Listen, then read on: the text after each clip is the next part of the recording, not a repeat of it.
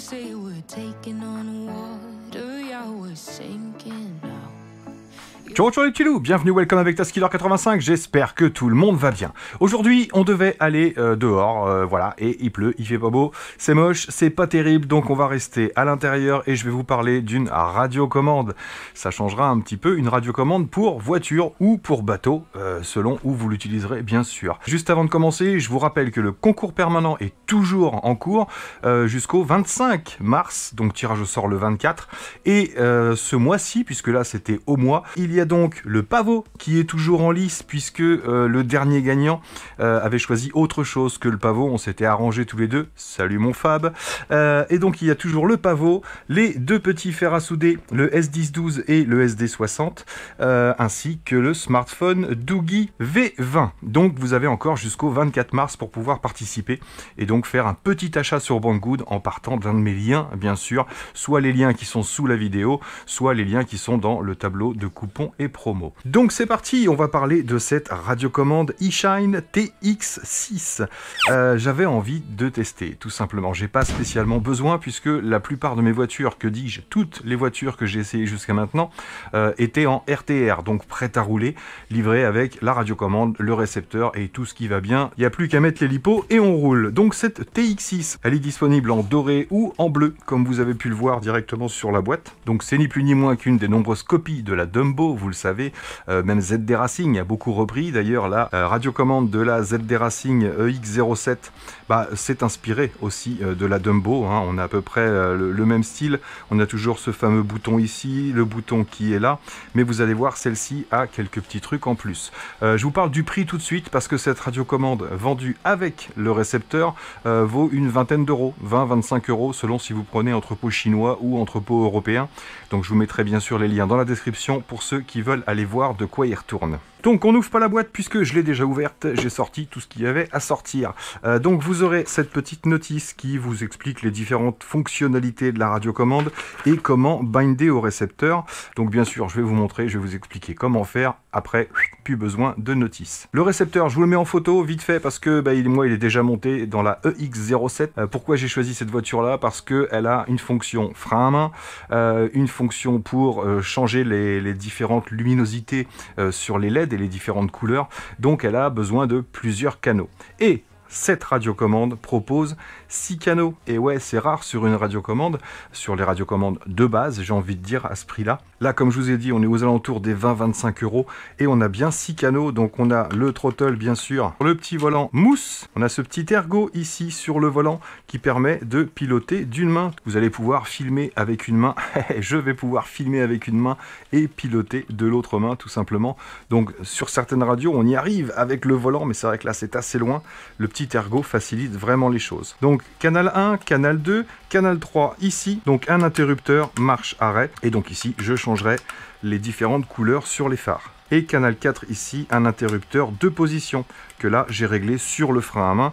Hop, frein à main éteint, frein à main à mi-course, frein à main à fond. Le bouton de mise en route sur l'arrière ici, à bip bip, un témoin lumineux qui vous montre que la radio est en route. Donc on en était à 4 canaux, le 5e est ici et le 6e est là, ce sont des potentiomètres tout simplement. Donc vous allez pouvoir brancher là-dessus un cerveau ou un éclairage, tout simplement un éclairage qui a bien sûr un fil signal. Bref, vous avez un canal 5 et un canal 6 en fonction de ce que vous allez brancher sur votre récepteur tout simplement.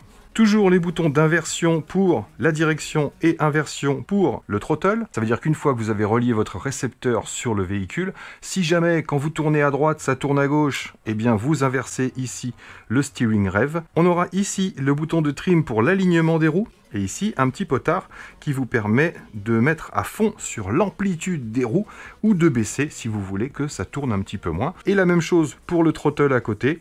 Ici, vous réglez l'avance ou le recul et en dessous, vous avez également l'amplitude de l'accélérateur. Donc, vous allez pouvoir régler la vitesse de votre engin tout simplement à partir de là. Cette radiocommande fonctionne avec 4 piles LR06. Ça vous sera livré directement avec ce petit support de piles, mais il y a une prise balance 2S.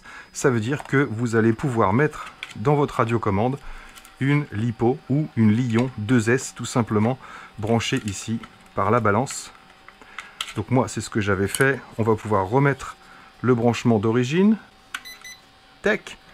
Voilà, et vous avez une petite vis à retirer à la base, donc là je vais pas la remettre puisque moi je remettrai la lipo, mais vous avez une petite vis à retirer quand vous voulez extraire ce tiroir, donc plutôt sympa, on peut lui mettre une lipo. Le seul inconvénient c'est qu'il n'y a pas de témoin de ce qui reste dans la lipo, ça veut dire qu'il va falloir surveiller et pas faire descendre votre lipo trop loin. Donc bien sûr elle émet en 2 Go 4, la puissance est de 100 mW, elle pèse 260 grammes sans les batteries, et vous pourrez l'alimenter de 4,5 V à 9 volts. Allez, je vous sors le récepteur, va falloir un peu de place parce que je l'ai mis dans la EX07. Poussez-vous un petit peu, recule, recule. Alors, petite chose importante, quand vous réglez un drone sur Betaflight, pensez à retirer les hélices. Quand vous réglez une voiture, que ce soit récepteur, cerveau, etc., pensez à mettre une cale de manière à pas être surpris si jamais il y avait un souci ou une mauvaise manipulation. Le récepteur, le voilà. Donc moi, là, il est déjà branché, bien sûr. Donc on voit bien les 1, 2, 3, 4, 5, 6 canaux. Et l'emplacement du bas, c'est simplement pour le bind. Donc vous aurez avec de fourni ce petit cavalier, un jumper, que vous allez utiliser simplement pour binder à la radiocommande.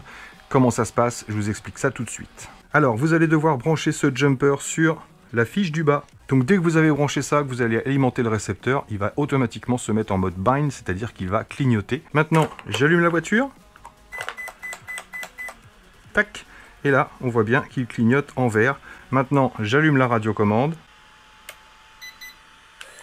Tac. Et automatiquement, ça s'est mis en fixe. Et j'ai même entendu le frein à main. Hop. Frein à main activé. Frein à main désactivé.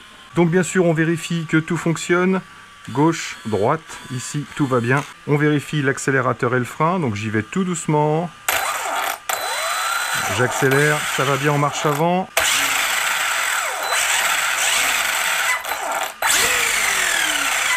On est tout bon. Donc bien sûr, pour brancher un récepteur, vous le savez, c'est toujours le fil du signal vers l'intérieur du récepteur et le fil de masse, le ground, souvent le marron ou le noir, vers l'extérieur. Et on a bien sûr le canal numéro 1 qui correspond à la direction, le canal numéro 2 qui correspond au throttle, à l'accélérateur. Les autres, c'est en fonction de ce que vous voulez, bien sûr. On va quand même vérifier ensemble que le bouton pour changer la luminosité fonctionne. Voilà, et là, je change l'éclairage des feux avant, tout simplement. Donc ça fonctionne parfaitement bien. Petite astuce sur la EX07, pendant que j'y suis, vous savez qu'il y a des bandes scratch sur les côtés ici, des bandes velcro, et la même chose de l'autre côté sur l'intérieur, de façon à ce que la carrosserie soit bien fixe et ne bouge pas. Alors comme j'étais tout le temps embêté avec ces velcro qui se décollaient sans arrêt, eh bien j'ai simplement percé ici 3 petits trous pour passer des riselants et maintenir ma bande velcro comme il faut, puisque c'est souvent celle-là qui se décolle de mon côté. Et l'autre petit conseil que je peux vous donner, c'est sur la carrosserie, faites pas comme moi, mettez pas la totalité de la bande velcro, mettez-en juste 2 petits morceaux ou 3 petits morceaux, c'est beaucoup plus facile à mettre et à retirer. Donc bien sûr, une fois que c'est bindé, avant d'éteindre la voiture et de la rallumer, vous retirez votre petit jumper ici, et maintenant on est automatiquement connecté. Si j'éteins et que je rallume la voiture, on est connecté directement. Donc voilà pour le fonctionnement de cette petite radiocommande TX6 de chez eShine. Franchement, je trouve la finition super propre. Tout est plastique, mais on a une imitation cuir ici sur l'arrière et sur l'avant de façon à avoir un bon petit grip. Et bien sûr, le petit plus, c'est le fait de pouvoir piloter au pouce directement pour ceux que ça intéresse et d'avoir ces 6 canaux. Même si la plupart du temps sur les voitures, 2 canaux déjà suffisent, 3 ou 4 largement. Là, on va pouvoir y mettre ce qu'on veut. Donc voilà, j'ai pas grand chose de plus à vous dire sur cette petite radiocommande eShine, sauf que on va peut-être aller tester, voir comment ça fonctionne sur le terrain. La voiture, je sais qu'elle marche, donc on va voir comment est la prise en main au niveau de la radiocommande. On a une portée, je vous l'ai pas dit, mais d'environ 400 mètres, donc ça, c'est dans l'absolu, ça va dépendre des obstacles et des terrains où vous êtes, mais c'est vrai qu'au-delà de 150 mètres, on commence à avoir du mal à voir les directions du véhicule, sauf si on est en FPV, bien sûr. Bon allez, je remballe le matos et on va tester. Bon, c'est parti! Alors, j'ai réglé l'alignement des roues. Normalement, c'est pas mal. J'ai bien la visibilité sur les deux côtés de la route. Je vous ai quand même mis la petite DJI Action 2.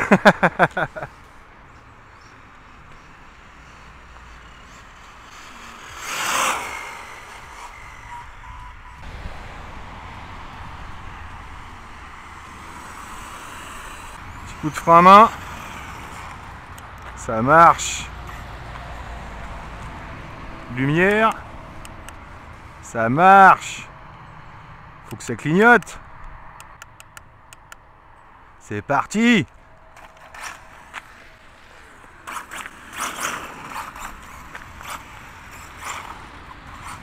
Ah, c'est une drifteuse, hein?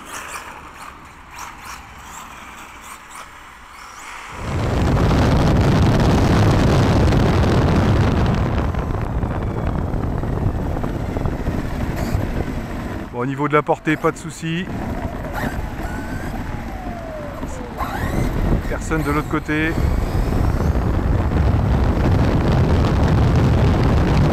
Allez, on met la patate. Et on freine doucement.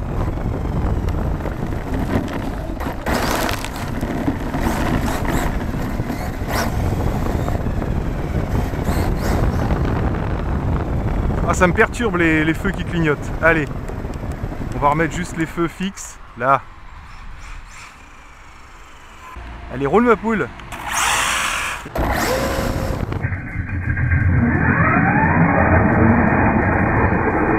Bon, on va tester le régulateur de vitesse quand même, c'est celui-là.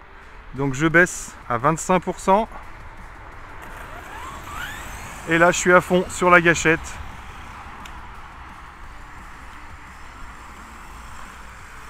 Sans problème.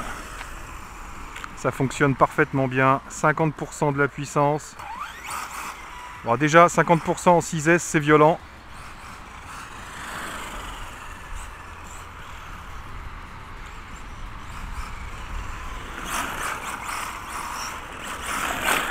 Déjà 50% en drift. Bon, est-ce qu'on gratte un peu là?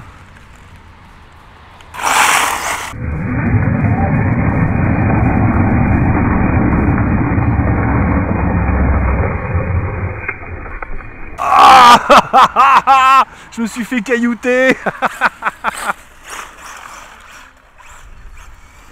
Bon bah pas de souci pour cette petite e-Shine TX6. Franchement, on a vraiment une bonne prise en main.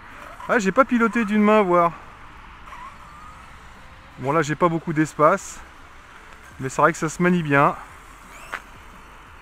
sans problème.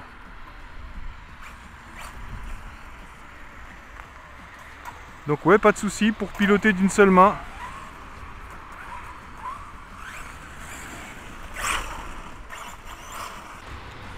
Coup de frein à main.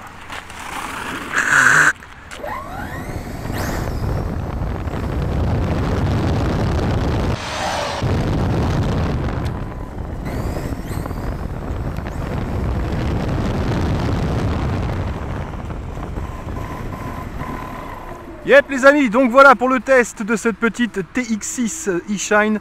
Franchement, j'en suis super content parce que encore une fois, pour 25 €, bah, c'est plutôt pas mal. Donc voilà, j'espère que cette petite vidéo vous aura plu. Merci à tous d'avoir suivi, merci encore à vous d'être là. Et moi là-dessus, il ne me reste plus qu'à vous dire surtout, portez-vous bien, prenez soin de vous et des autres. Et à très bientôt dans mes vidéos. Allez, ciao ciao.